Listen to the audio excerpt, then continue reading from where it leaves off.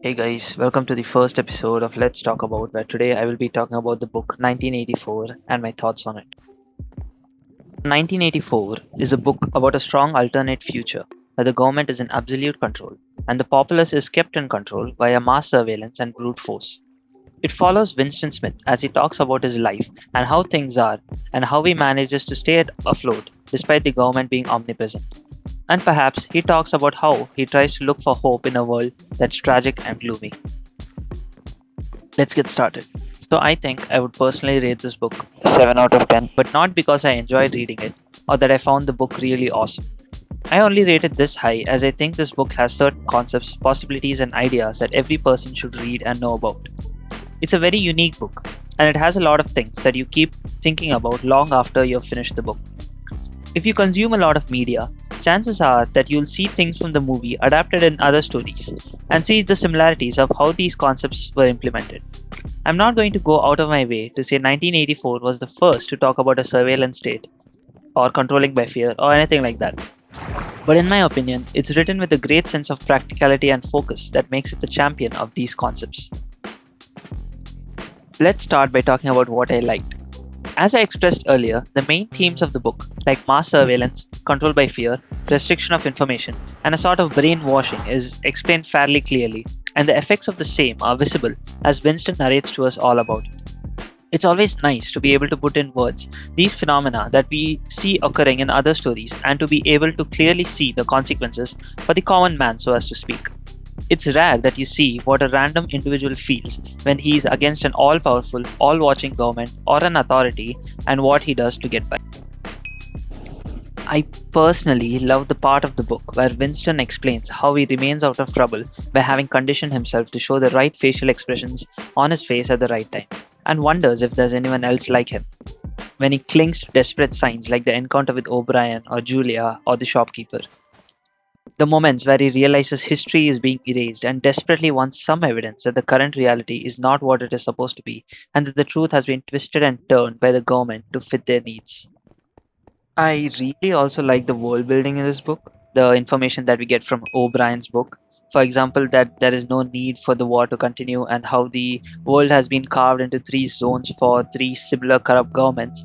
But the people in charge have realized that to remain in power, they need the war to continue, so that their subjects continue to listen to them without any questions or any opposition. We have no idea when the line was blurred and the people stopped listening because of the war and instead because the government was all powerful. It's too subtle to be realized. It's also clear how all the propaganda and everything that they are spewing out to the public and the children make it obvious that there's not going to be anyone who remembers or even can imagine what the world will be in maybe a few generations. It's crazy to see how power allows someone to edit history, which in turn allows them to get more power. The exact quote from the book is: who controls the past controls the future, who controls the present controls the past. Some other interesting aspects of the book are how it presents the division of society, where the inner party members are the rulers, so as to speak, which are followed by the party members who are potentially smart enough but kept in strict check, and the proles who are left free but uninformed and under the thumb of the party. Something also worth mentioning is the language of newspeak created by the government and its enforcement, which also makes it clear that they only want words and intentions that they intend to be legal to be used. How the people talk about not needing the language that they are currently speaking in a few generations makes it clear that the government considers communication only required as something to control their pawns. But as I said earlier, I wouldn't consider this one of my favorite reads or a book that I will pick up to reread ever. It's a pretty depressing book to read overall, but I do have some specific issues with the book. I think one, with the book being so old, almost over 75 years old now, it does have an air of getting the future a bit off. Like maybe it is because we know what happens in the actual year 1984. But I would say the book is quite practical and realistic. But while reading it, you do get a sense of disconnection. Me personally, I didn't pay too much attention to the part of the story where Winston defies the government for Julia, but I think I was rather surprised how he was away from trouble for so long only to throw it all away in such an exponential manner towards the end when he actually got caught. And I also thought it was quite convenient and funny for the plot when a variety of people were all brought into the cell Winston was in, just to kind of prove a point that the government does get to everyone. But I felt like it was a bit on the nose and it didn't lead anywhere special. Moving on to more major problems, I didn't really understand why they tortured people like Winston, who clearly hated the government, but killed off people like Syme, who religiously followed the government. I can kinda understand why they would kill people who act a bit out of line to instill fear into the non believers like Winston. It does make sense to kill someone who acts out even just once, as that is not something that can be fixed with their treatment, as doing so would probably push them to become someone like Winston. But someone who is already a non believer like Winston can be made to fear what the Big Brother would, or rather would not, do to them. But in my opinion, I think that the government would just be better off silencing or killing anyone who didn't agree with them, as I just don't see the benefit of converting someone like Winston and saving their life. I also didn't expect this to hurt me this much, but when O'Brien revealed that he wrote the entire book and nothing about the world in it can be definitively confirmed, it actually felt quite sad that we'll never know if the book was telling the truth, or if the war was just local to London, or even if there was a war at all, or anything else really. Moving on to more general complaints, I just didn't like the pacing of the book too much. I thought certain parts of it were a bit too descriptive for no reason, but it wasn't a major issue. Ultimately, I think what I hated the most, just due to my personal expectation, was the sad ending.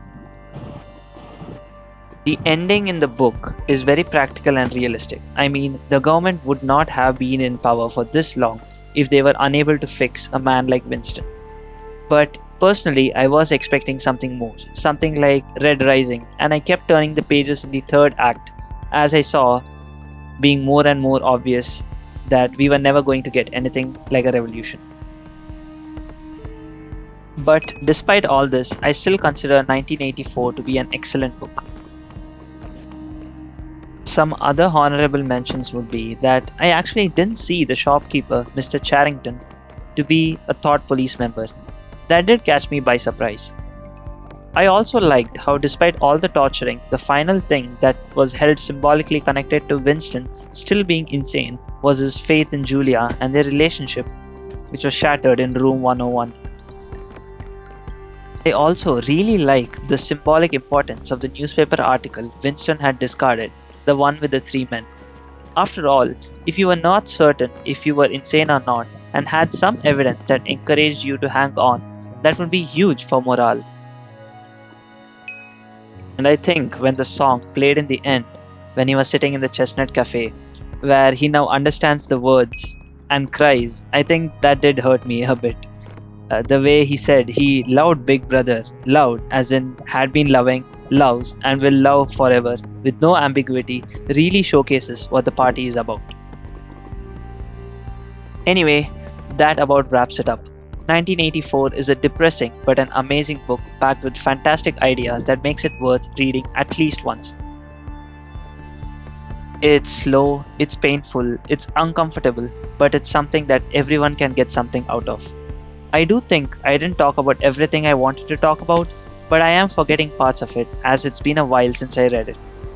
Let me know if you guys agree, disagree, or would like to mention something specific in the comment section below. If you enjoyed this video, please like it.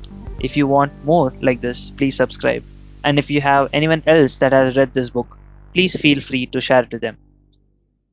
That's about it. See ya.